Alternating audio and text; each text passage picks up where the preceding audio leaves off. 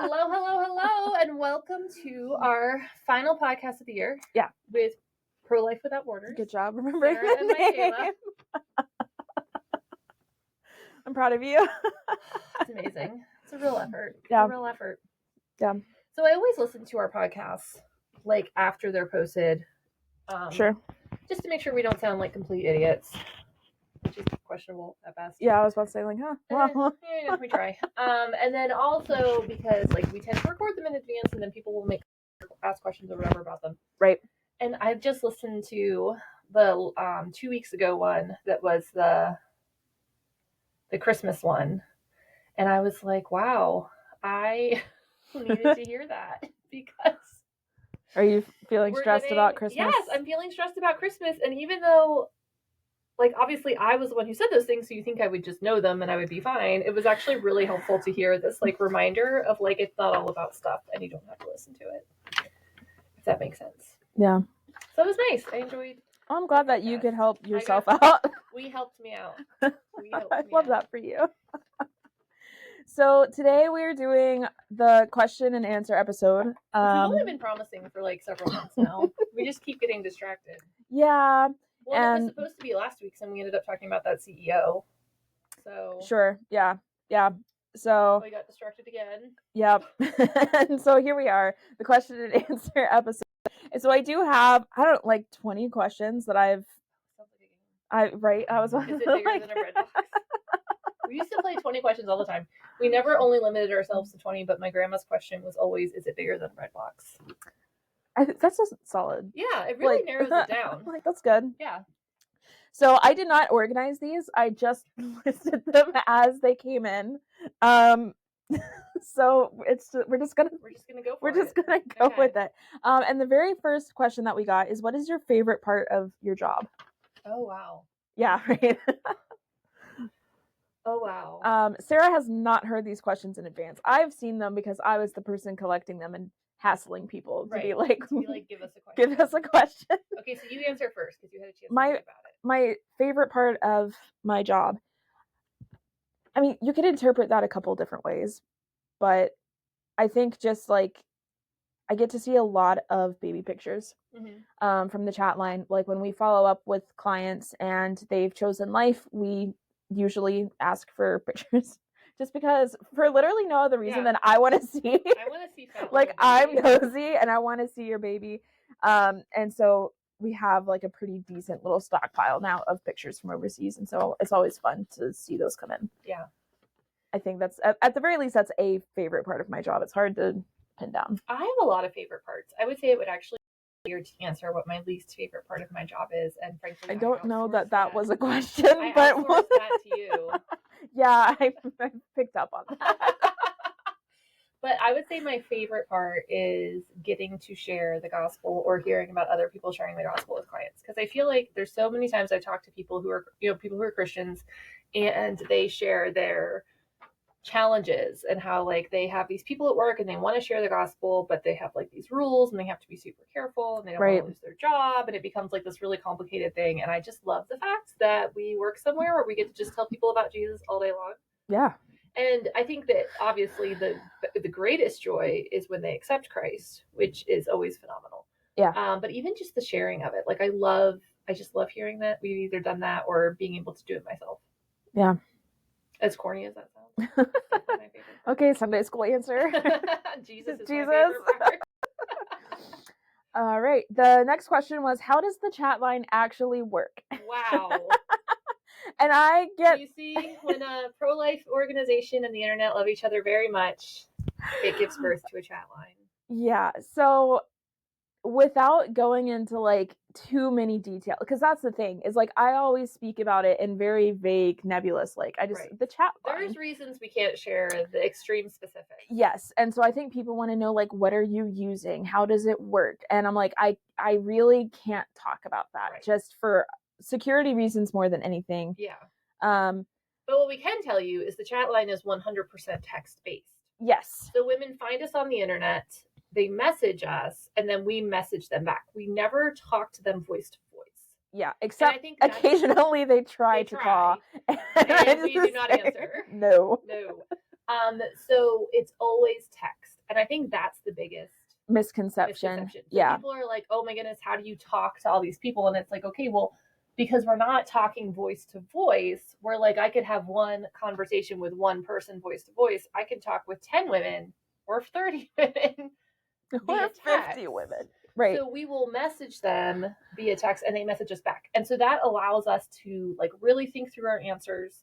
Yeah. It allows us to reference back to conversations that have already happened. It allows us to hand conversations off. So when I'm off shift, I'm off and I can leave and the next person can pick up all of those chats.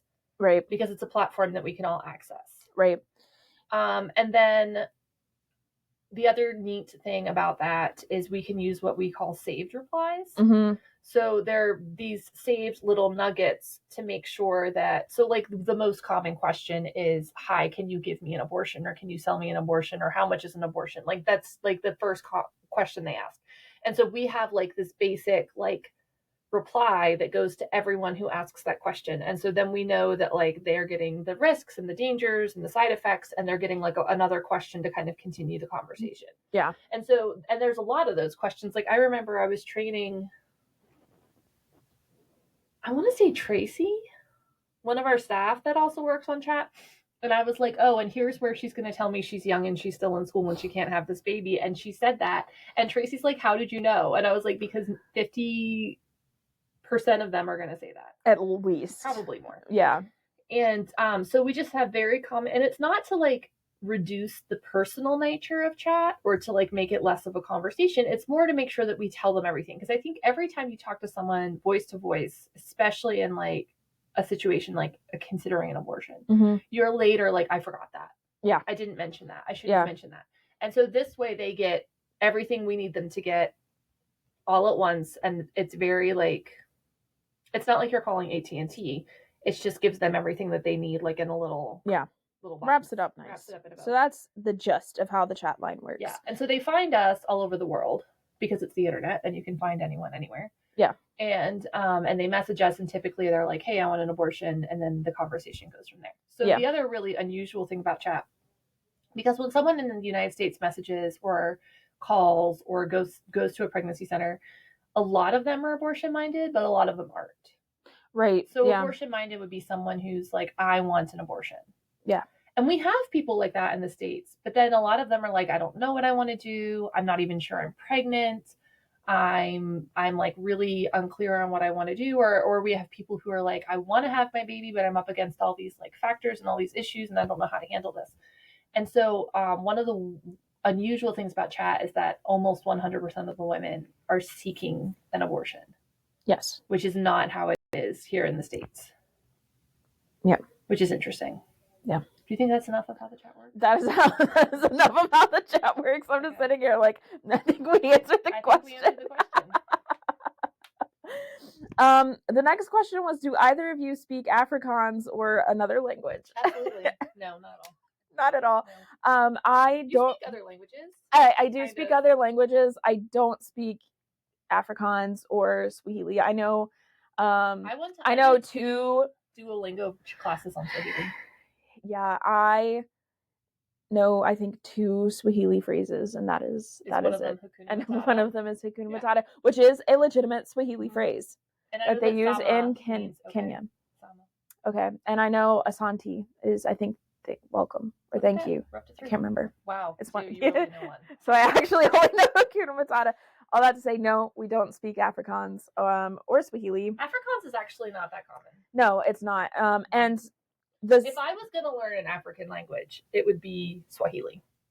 I think, that would be the one that I would learn as well. Which is why I've taken 2 lessons on Duolingo. I took Spanish in high school, and if it was a dire emergency, I could maybe get by. Yeah, I did Spanish in high school, and then I also did it for my doctorate. And I'm probably just as good as your high school Spanish. Like, it's, that's the thing. And then I also speak Korean is probably the one that's most fluent. And then I speak a little bit. Say yes, no, and see you later in Russian. Nice. And then I speak a little bit of Mandarin as well. I do not. Yeah. So there's that. When we have a client who is not speaking English, which happens, we Yeah. use a translate app. That's the next question is what do you do about language barriers on the chat line? So Google Translate. Google Translate. So we use a translate app and we put in what they're saying and then we put in what we want to say and we send it back to them and we send English and the other language as well so that when someone is trying to catch up, they can tell what's going on because that's really hard. Yeah, there's nothing that ruins my day more than having to go and copy and paste an entire conversation in like Yoruba in like some obscure tribal language. And there have been times where whatever language a client is trying to use to communicate with me is so obscure that Google Translate does not know what's that. Like it has no idea. Like it just has unknown. And you're like, well then. Because so in Uganda alone, they speak like 18 different languages because Africa has 27 national languages. Like every little like tribal community basically has their own language, and they don't even talk with each other. Like it's not. Well, and they're not always written. Yeah, really. Yeah. So spelling is all over the place. There's no class in your own tribal language because you're typically learning in English or French or something else. So, the spelling isn't even always standardized, and some of the sounds aren't really able to be spelled with an English alphabet. Oh, for sure. Yeah. There's no Roman. It's a mess. It's not a mess. It's beautiful. It's beautiful, but it is complicated to convey on the internet. And so I have had like Google Translate just gives up its ghost. I feel like Google Translate's gotten better the last like couple of years, but I feel like when we first started, like it was rudimentary. Like it was rough. We're probably helping. Yeah, I'm like we're training the AI. Yeah. But I've definitely had conversations with clients that are basically just emojis. Yes. It's like pregnant woman emoji question mark, and they send the thumbs up, and you're like. So the other thing I've done, if we have a client and I know where she is, but I'm not getting anywhere with Google Translate, which a lot of time happens with Cebuano. Yeah, Cebuano. Yeah, it's very rough. Yeah. I will just send a number of a center in her like just the phone number. I'm just the phone number, and then I just keep sending it. Like call this number because I know that they have people who speak her language. Yeah, Cebuano's difficult. And then so we used to not tell a client when we were using an app. Yeah. We were like, look how fancy we are. Like we'll just use it, and then we accidentally insulted someone's grandmother. Like, this is not a joke. Yeah. She was so offended. And then we were like, oh, I'm so sorry we're using an app. So now we always tell them, like, hey, I only speak English, so I'm going to use an app to talk with you. And then they know that if it says something weird, like Swahili doesn't have gendered pronouns. Yeah, so it spits out all pronouns as he. Yeah, it's just kind of, yeah.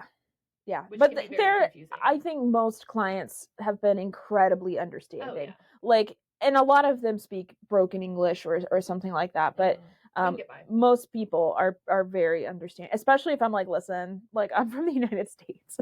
We don't speak multiple languages. They're like, oh, okay. They're like, you clearly don't know what you're doing. So the other thing we have is we do a lot of work in Togo, which, because of colonization, which some people, obviously there's a lot of negativity about in the media, but because of colonization, most African nations speak as a primary language, either English or French. Mm-hmm. And then there's Equatorial Guinea. Right, which they speak Spanish because why not? And then that's Afrikaans is actually a mixture of Zulu and Dutch. Yes. Because the Dutch migrated. Which is why it's spelled like a Dutch.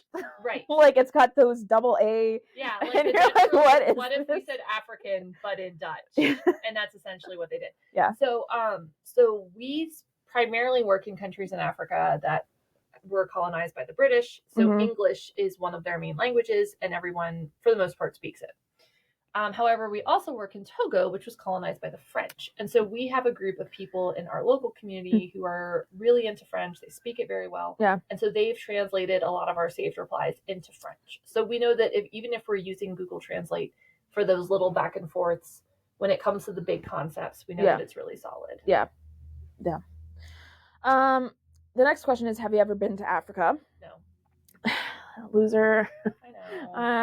That's too bad. So I have been to Africa. I got to go in 2022. Wow, it's been like almost 3 years. It's been a while. I got to go, so I was in Western Uganda for like 10 days, and then I went to Nairobi for a week, and that was a work trip. So we were there visiting a maternity home, training center, pregnancy center in Uganda, and then I spent a week with the pregnancy center in Nairobi that we send the most clients to on the chat line. And it was really eye-opening. It was a good trip. I learned a lot. Yeah. It was my first time to Africa. I would love to go back, but I had never been to Africa before. I'm jealous. I did not get to go. Can't really send two senior staff together. You also have like dependents and whatnot. Yeah. I'm kind of free floating. Well, I've never traveled internationally beyond Canada and Mexico.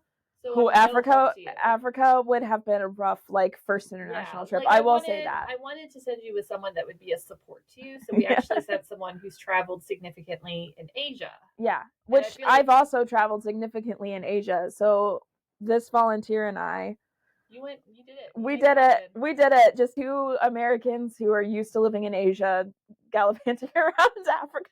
So while I haven't traveled to Africa, I've built very close relationships with African partners via WhatsApp and video call and Facebook and other methods of just getting to know people. And I feel like even though I've not been there, and obviously that's very, very different, I've at least had a chance to gain some cultural competency just by being like their friend. Yeah, they're great. I would go back to Africa for sure. It was fun. I learned a lot. The next question is, do you encourage adoption to clients? That's a complicated question. Yeah. That was how they phrased it, and I was just like, oh boy. So we offer adoption as an option. Yes. Sometimes I don't like the word encourage because I think it can have the connotation that we push it. Right. And we don't. Right. But it is an option. Yeah. So if you're talking about, and I'm going to assume that this is not a chat-based question, that this is a global Promise of Life Network question. So if we have a client who is not sure what she wants to do about her pregnancy, we present adoption as one of her 3 options. So she has 3 options. You're facing a pregnancy. You can either have an abortion, you can carry your child to term and parent, or you can carry your child to term and make an adoption plan. Very few of our clients will choose to make an adoption plan. Most of the time they choose to parent if they choose life. If they do choose adoption, they very rarely will go through an agency. So I think when we think of adoption, we think of like, okay, teenage mom doesn't want to have her baby, goes to an adoption agency, looks through like portfolios and chooses a parent. Yeah. Or parents or family or whatever.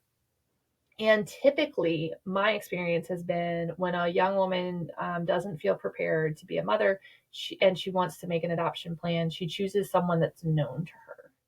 Right. So it's like her aunt or her cousin or her older sister or her best friend or a friend of a friend, someone that she feels like she has a connection to. I usually encourage women, like if you really don't know what you want to do, if you're kind of waffling, at least meet with an adoption agency and talk about the process, because you're not promising anything by meeting with them. You're just meeting with them. Right.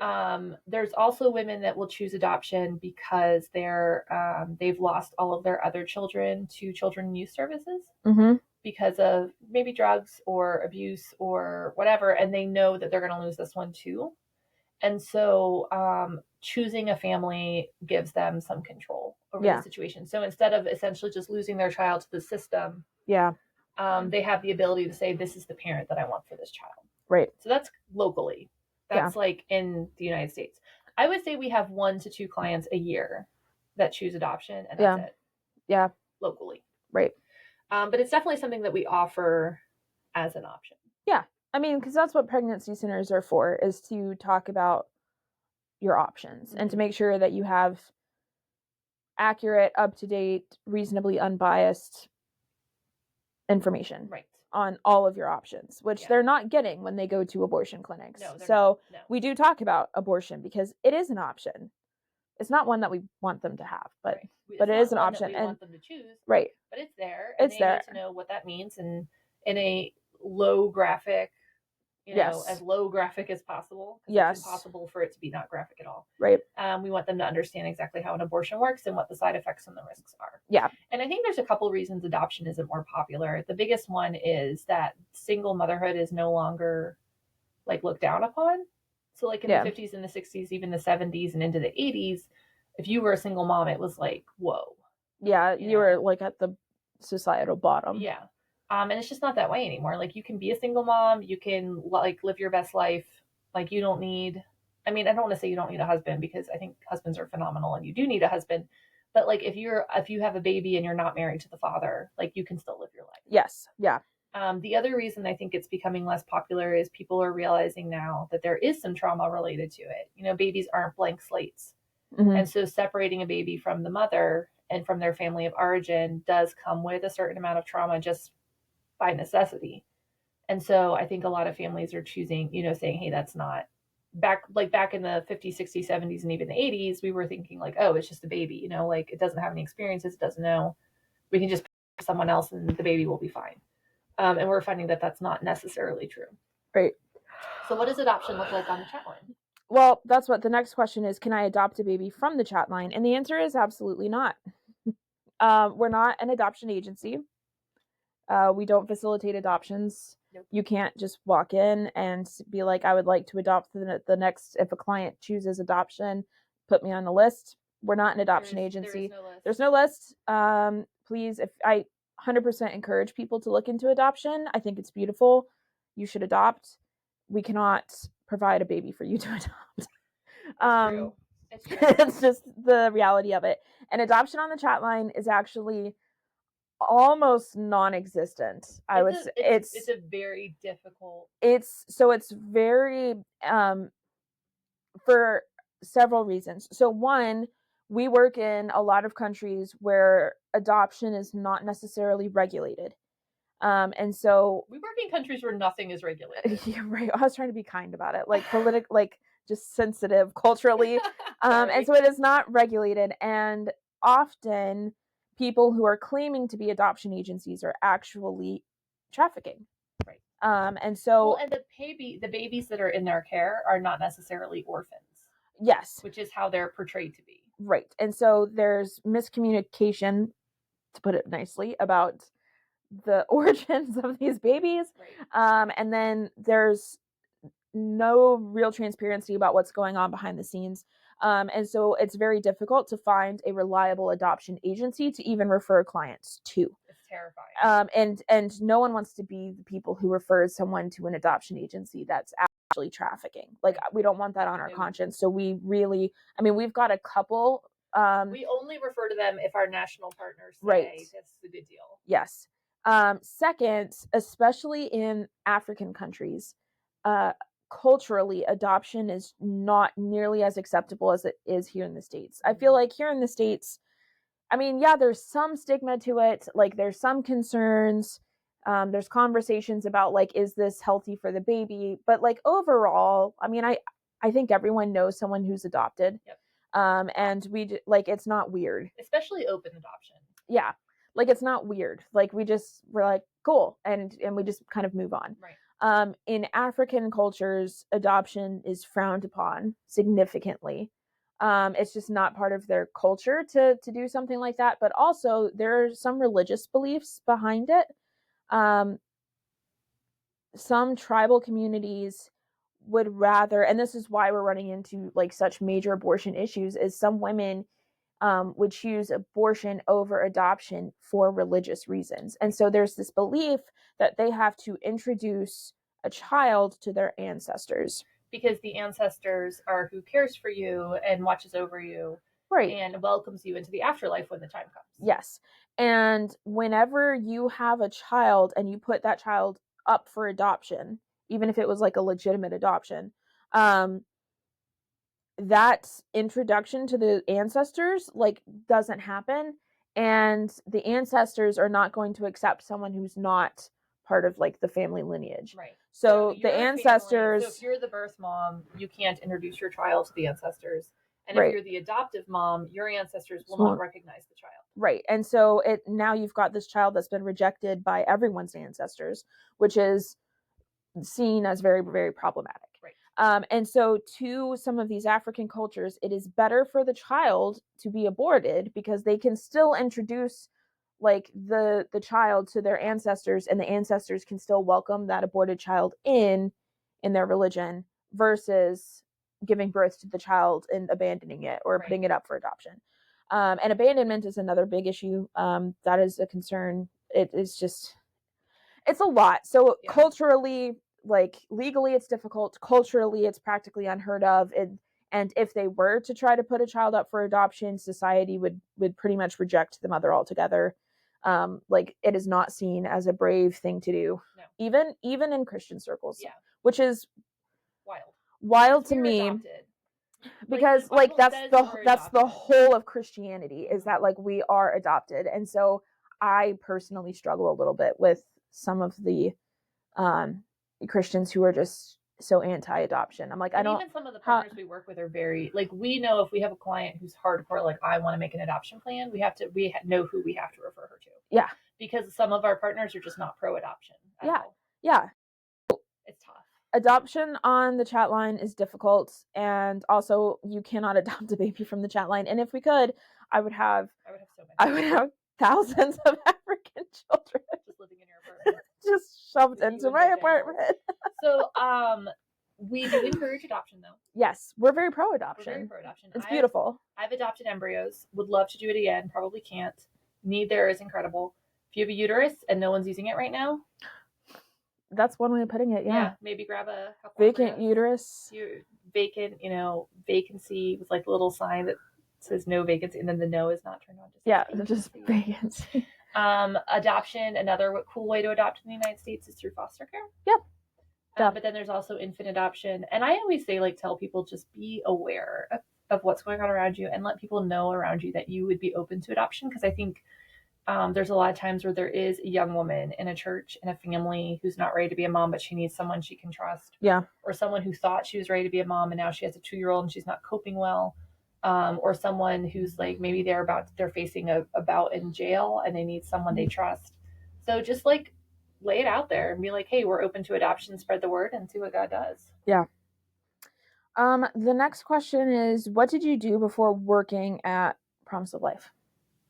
I was in college. Yeah, I was about to say, like, this is your entire career. Job. So I've always wanted to, so since I was 12, I have wanted to work in pro-life. I actually thought I wanted to run a maternity home. I didn't know pregnancy centers were a thing. My original plan was to volunteer / work here part-time. And then when my kids were grown up, work here full-time, and God had other plans. And so I started here as an intern in 2008. I was hired part-time in 2010. And I became full-time at the end of 2012, and I've been here ever since. But yeah, literally before that, I was in college. I worked at the library. In college, I worked at a department store and a summer camp. Very cool. What was I doing before? You were working at the church as a secretary. I remember that because the one time you forgot your shoes there. Yeah. That was just kind of like in between jobs. I was working at the church as a secretary. Before that, I was the digital media manager for a car lot. I didn't know that. Yeah. Before that, you worked for the school. Nope, that was after Geneva. So my very first job out of college was at the college I went to. I was in admissions for a year, and then after that, I was a digital media manager because that's what I studied in school. That's so cool. So I did that at a car lot, and then not long enough. They terminated my agreement. Oh, I'm sorry. It's okay. I actually really liked working there. Like, it was a really fun job, but we had ethical differences. We'll just call it like that. Yeah, and so you might have ethical differences with the average car lot. So I refused to do something and got fired. And tell me later. Yeah, I was like, you're like eyeballing. Like the Better Business Bureau got involved. It was like a whole thing. Yeah, so I worked at the church for a little bit, and then I started working here, and that was over 6 years ago. So honestly, a majority of my career is also here. Like, at this point, I had like a weird like year and a half after college where I was working, and then I was just here. Someone asked me early on, they were like, are you like sticking around? It was actually another center, and I was like, I'm in it to win it, baby. I'm in it until we're done with abortion. I will probably be here my entire life. Yeah. Like 70. I'll retire. So someone asks, how many children does Sarah actually have? So to answer that question, I have 6 living children, and we miscarried a child in between my first and second. So I am mother to 7, and we have 6 sons. Yeah. But it often feels like more. Well, I think that's where they got confused, because they were like, Sarah has 400 children. Yeah. Sarah has 3,000 children, and they're like, how many kids does she actually? 6. She has 6. And then here's the question that I actually don't know how to take it. Okay. And I should have asked We're just clarifying gonna questions. figure it out on air. Someone asked, "Do you do anything other than saving babies?" Do we need to do something? And I don't know what, like, Is no? that not enough for you? Like, I don't know what that means. Okay, well, I'll answer it in the way that I think they mean. Okay, so do we work with other women who are not considering abortion? The answer is yes. Yeah. So locally, we have a whole ton of stuff going on. We have a parenting program for parents who've chosen life, whether they came through our program or not, whether they were ever abortion minded or not. They have children, which means they chose life, right? Mm-hmm. So that's open to any family with children, a child age 3 and under. Mm-hmm. I always want to say 4 and under, but it's actually under 4, so 3 and under. They can start the program at any time with any child. So it can be their first, second, third, fourth, fifth, sixth, 400th child. We also have a post-abortive program for women who've considered abortion, or not considered, for women who've had an abortion. Yeah. And we have a miscarriage program for women who've lost a child to miscarriage. Mm-hmm. We have some resources for women who lost a child at term. Yeah. We don't have like a specific infant loss. study. Yeah. Yeah. We don't have a specific group for that. But we do have people she can talk to, and we have resources for her. Mm-hmm. Them. They're for the family. We also have an abstinence education program. We go into local schools and we talk to teenagers about saving sex for marriage and healthy boundaries and refusal skills and some of the consequences that come with sex, not just pregnancy and STDs, but other things as well. And then we, in our medical services, we, in addition to ultrasounds and pregnancy tests, we do well women exams and STD testing and treatment.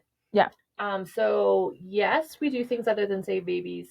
Also, not every client who comes in for a medical appointment is considering or even vulnerable to. Well, that's abortion. I was gonna say, like, anybody can come. Well, I guess not anybody. Like, you do need to be a woman to get an ultrasound here. You need to have a baby inside you, or have reason to believe that you have a baby. Yeah, you. like, I mean, we do we can't like redact an ultrasound right? And be like, there's nothing here. Like, like, we're not just handing out ultrasounds. You have to have a pregnancy test. Yeah, but like a positive one. It doesn't. Yeah, so anyone can use our services. We've had people who are very excited to learn that they're pregnant and use our services. So it's not just.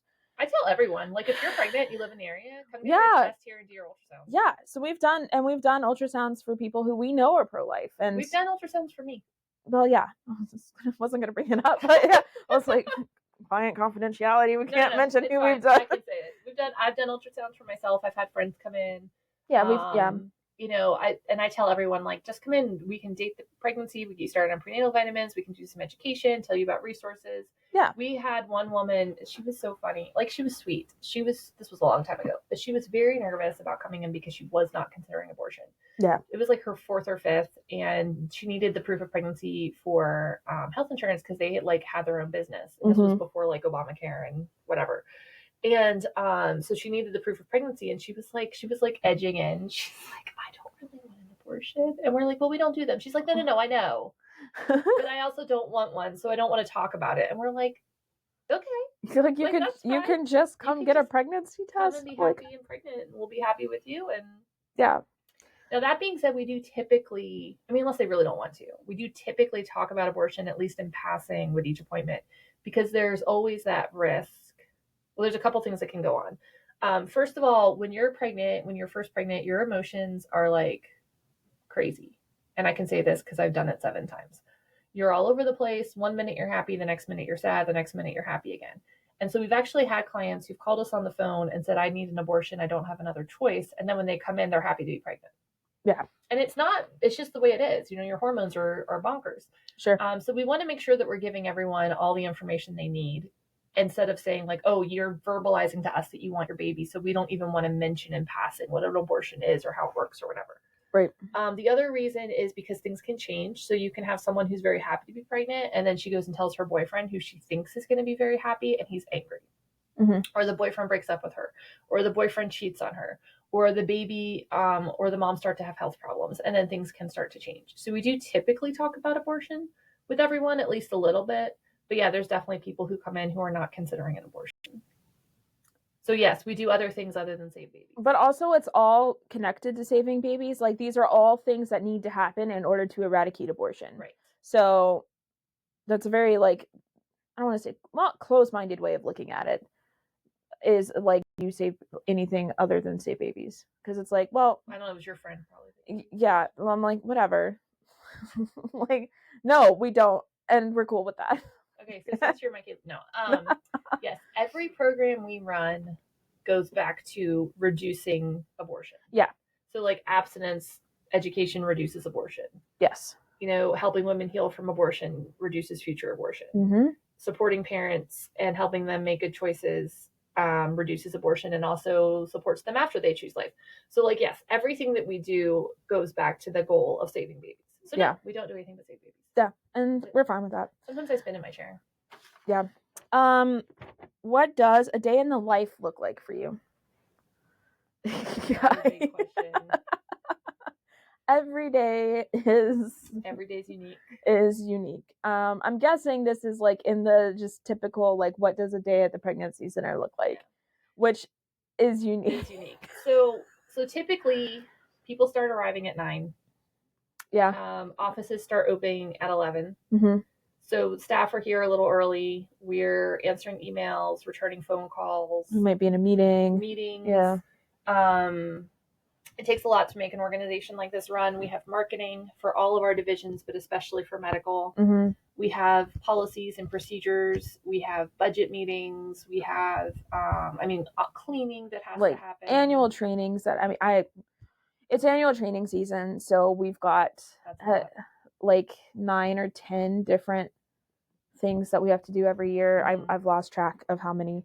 So those have to get done. Yeah. A lot of times in the morning, especially client-focused staff, are answering emails, phone calls, and text messages. Yeah. And getting those people scheduled. Because our goal is to get people in the same day or two from when they messaged us.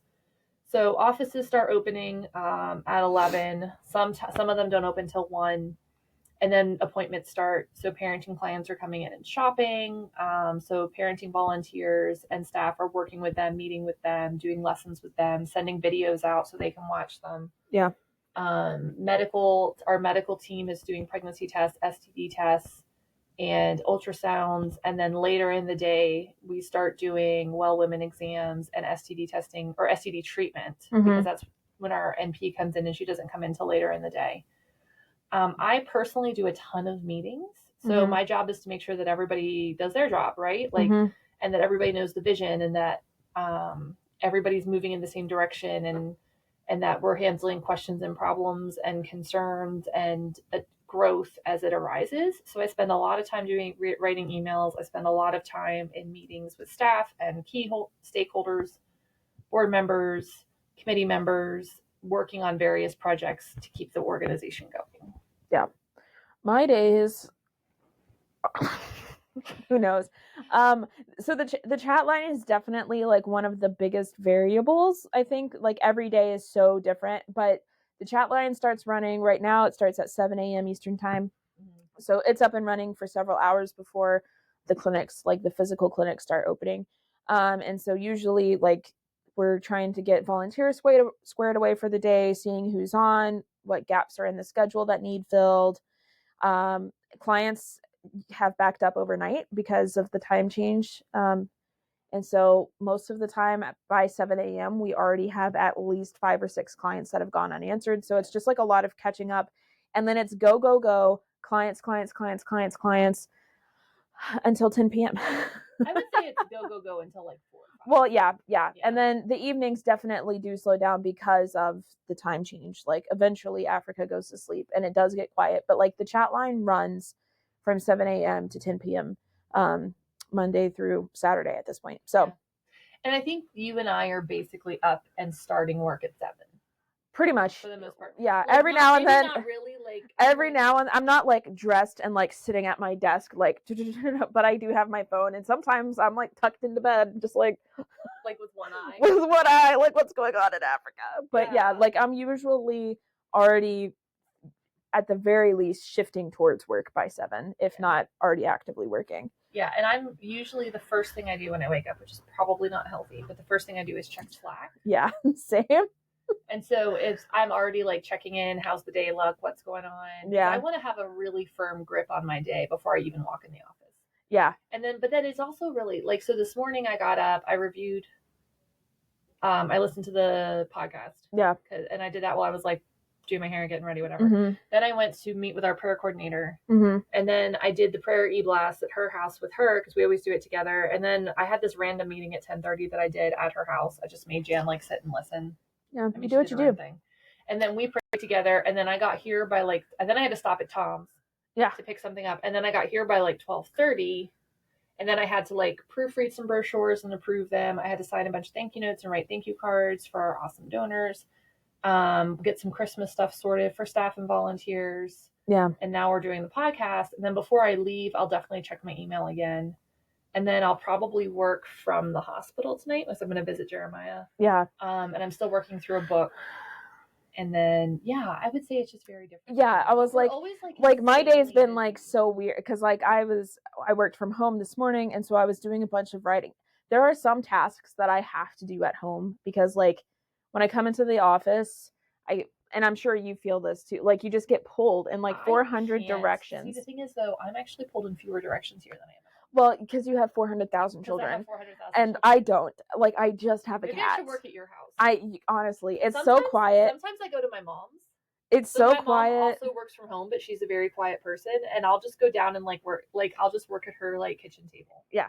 So there are some things that I try to make sure I do while I'm working from home because otherwise like they'll never happen, because once you like writing tends to be the big one. Like I tend to sit down and I write until it's done, and it's very difficult for me to leave a writing project and then like go do a meeting or talk with someone and then like try to come back to it. So like I have to do my writing in one fatal swoop, and so I do that from home usually. Yeah, I feel like my mornings are good for that because there's not as many people in the office. I mean, like Lydia's here and Diane, but they're both. And it takes a little bit less, I don't want to say less brain power, but like there's not other people relying on me. It's just like me writing a blog post. So like it's a good morning task for me. And then I like took someone to go run some errands and then came here, and now we're filming, and I'll edit this, and I've got more writing to do from home, and we're very busy. It's just it's very constant. It's constant. And sometimes I'm like, man, there's so much we do. Like I feel like I'm always busy. Am I really getting stuff done? And so I try to be very like intentional with my time. Yeah. Like I don't like to do just busy work. No, you don't want to like dilly dally. Is really producing. How many more questions do we have? Because we're at like 42 minutes. Like 6. Some of these we can probably skip a couple of these. So, let's see. Oh, someone asked, what if I don't have a pregnancy center near me to volunteer at? You can volunteer on the chat line. The chat line. Or start a pregnancy center. That was going to be my answer too. Is like start one. Like I don't. So typically, okay, so I have people actually reach out to me, not often, but every once in a while, and they want to start a pregnancy center. There's a lot of reasons. Some of them are good. Some of them are less good. The best reason is because I want to help people. Right? Yeah. I want to make a difference. I always say reach out to a pregnancy center relatively near you. Maybe it's an hour and a half, 2 hours away, but relatively near you, and see if you can help them open a satellite in your community. Yeah. Because it's a heck of a lot easier to open a second office than it is to open a brand new center. Most of the time when someone reaches out and they want to start a center, it's not a good reason. And I know that sounds terrible because how could you have a bad reason for wanting to do a good thing, but you can. Yeah. And it's usually something like, I don't like how this other center is run, or my family wants to do it together, just ourselves. We don't want to bring other people in, which is not really sustainable anyway. No. And so in those cases, I always encourage the person to like really reevaluate, like, why do you want to do this?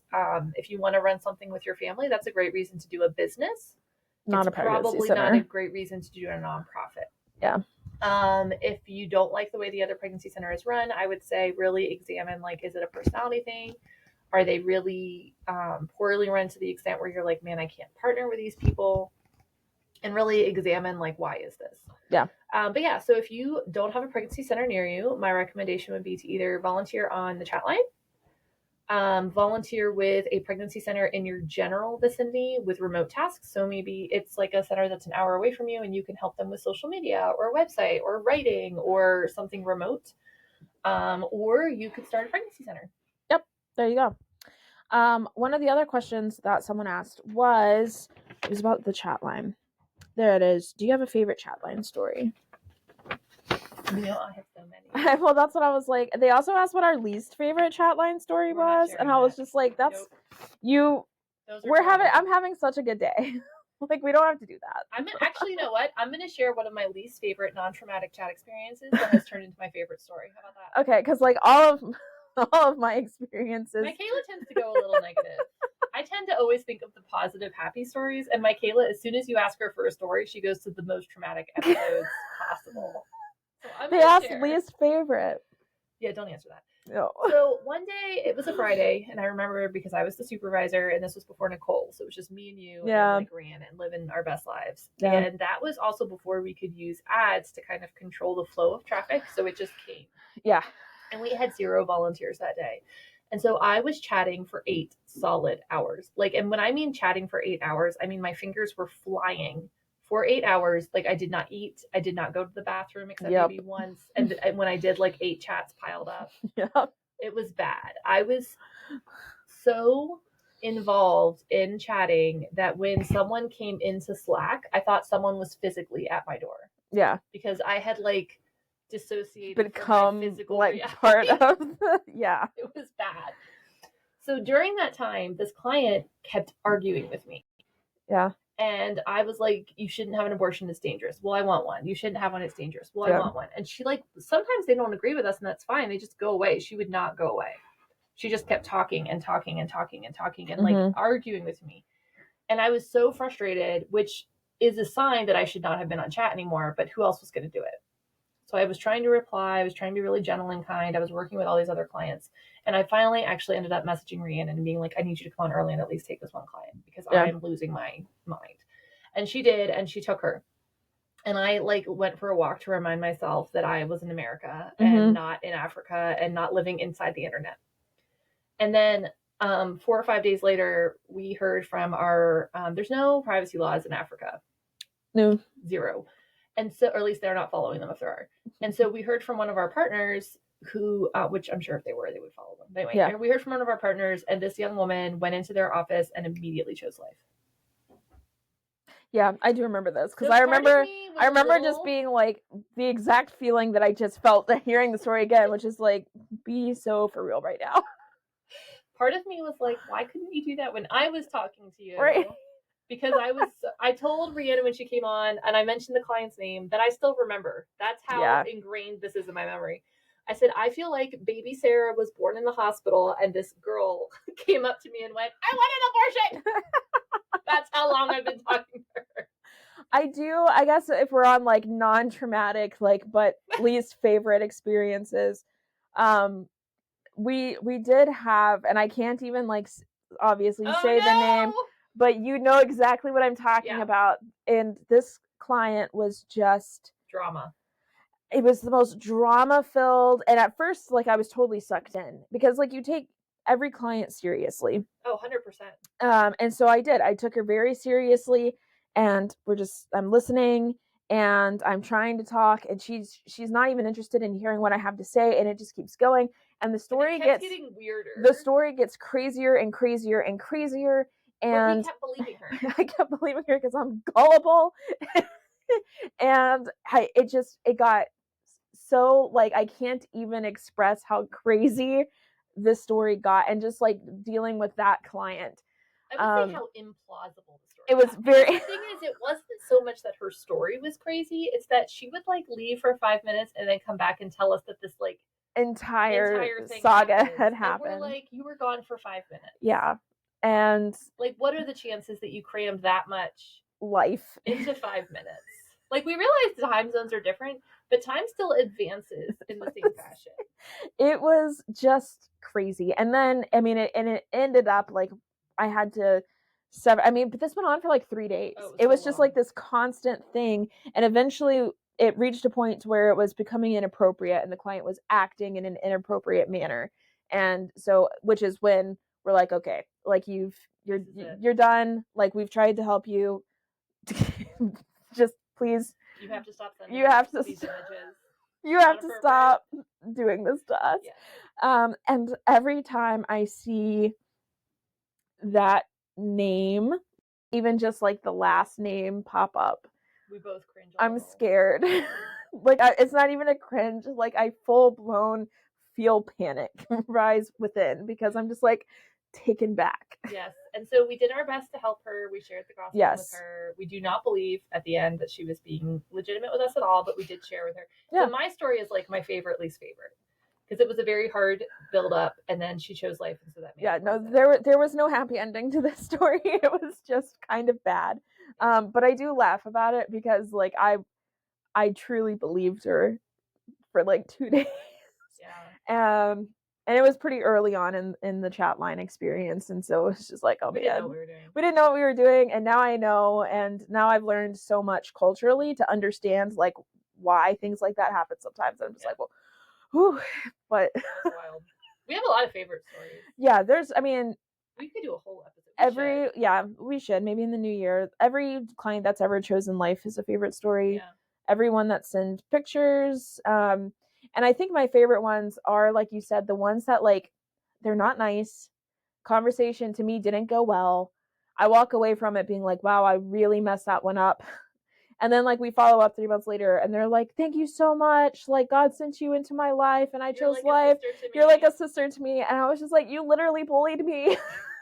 You cursed me out. You said a bad word to me and then left. So that's always nice. Yeah, I was like, so I think those are actually my favorite, just because like you're like, man, all hope is lost, and then they show up and they're just like, you were the best thing to ever happen to me, and I'm like, okay. And also but yeah, we'll do a whole episode on our favorites because that would take a while. Yeah. And some of them aren't allowed to be shared publicly, so we have to filter a little bit. Especially, so I get the weird ones because there's definitely times where, like, I'm where the ball stops. Yeah. The ball stops. The buck stops. The buck stops. Yeah. So like whether it's coming down from the board or up from the staff, Yeah. Everything coalesces at me. So the crazier a situation, the more likely I'm going to handle it. Yeah. And so I feel like I have all the really wild out there. Yeah. Stories. Yeah. Like it. Yeah. It's great. One more. And then the final question is, how has the work that you do impacted your worldview? We actually talked a little bit about this last week, not in the podcast, but just together. Yeah. So I would say it's impacted my worldview a ton. Yeah. But the one thing that's probably the most recent or practical, I don't know, is and I'm trying to think of a way to phrase this. It doesn't sound. So we have a certain standard of living in the United States. Yeah. And we think we get in, and by we, I mean the like average middle class American. Yeah. 2 cars, big house, attached garage, nice yard. And we tend to interact with people who have that same standard of living. And so for us, it feels very normal. Mm-hmm. And so sometimes when you're like me and you can't afford those things, you can start to feel kind of put upon. Mm-hmm. Like, well, my kids don't have this or that. Our house is small. Our yard is small. We don't have new cars. We can't fix our house up the way we want. Blah, blah, blah, blah. Poor me. Woe is me. Mm-hmm. And working with our clients, whether they're especially the international ones, because right. Our standard of living here is so much different than someone who's living in a developing country. Yeah. But even our American clients that are struggling or going through a hard time, it's helped me to realize how much I have. Mm-hmm. And so, yeah, the woe is me moments are almost non-existent. Yeah. Because I see women and men, families, but mostly women who are like struggling to find an apartment that isn't like full of bed bugs, or struggling to find a place to live that's safe, or struggling to have a car that like works, they can get to work, struggling to find safe childcare for their kids. And so I see like the many, many amazing blessings my family has, and I don't struggle with like being jealous or envious or feeling like, oh, I've given up so much to do ministry, because I don't really feel like I have now. Mm-hmm. I think for me, the biggest thing is sometimes, and I try to be mindful of it now as well, sometimes the way people talk about abortion is just, I mean, it's a disgusting thing, right? And so I think it's 100% normal to be disgusted by injustice. And I think as a society, we are in bad way when we cease becoming disgusted with injustice. Yes.